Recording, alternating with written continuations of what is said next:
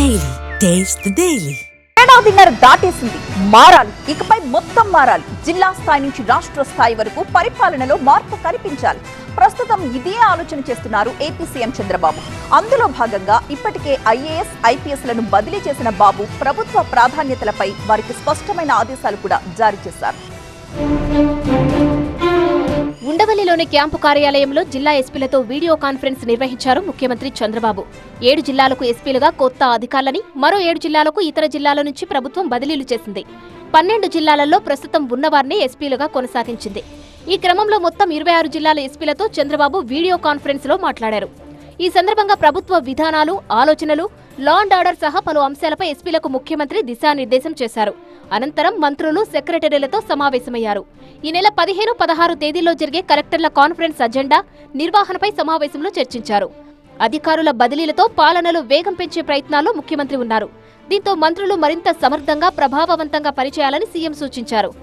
సమస్యలు, సవాళ్లు దాటి సంక్షేమం, అభివృద్ధి ఇస్తున్నామన్న ముఖ్యమంత్రి ఇప్పుడు పాలనలో వేగం పెరగాలంటూ మంత్రులకు, ఉన్నతాధికారులకు స్పష్టం చేశారు. ఏపీలో ప్రతిష్టాత్మక ప్రాజెక్టులను పట్టాలెక్కించడంతో పాటు జిల్లా స్థాయి నుంచే పాలనలో వేగం పెంచాలని భావిస్తున్నారు చంద్రబాబు. అందుకోసం జిల్లాల అధికార యంత్రాంగాలపై స్పెషల్ ఫోకస్ పెట్టారు. అందులో భాగంగా ఇప్పటికే జిల్లాల కొత్త కలెక్టర్లతో వీడియో కాన్ఫరెన్స్ నిర్వహించారు.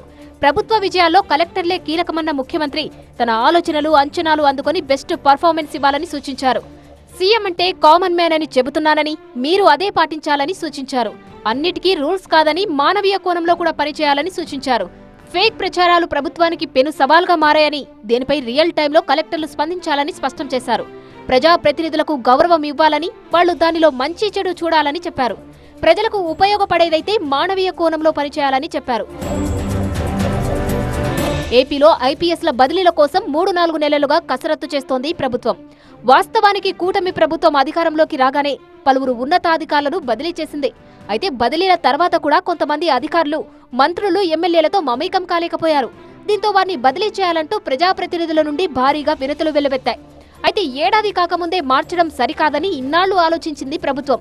అయితే ఇప్పుడు శాంతి భద్రతలు హై ప్రయారిటీగా భావిస్తున్న ప్రభుత్వం భారీ స్థాయిలో పెట్టుబడులకు ప్రయత్నిస్తున్న నేపథ్యంలో బ్యాడ్ ఇమేజ్ ఉండకూడదని భావిస్తోంది.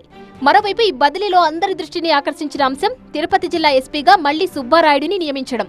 గతంలో ఆయన తిరుపతి ఎస్పీగా పనిచేశారు.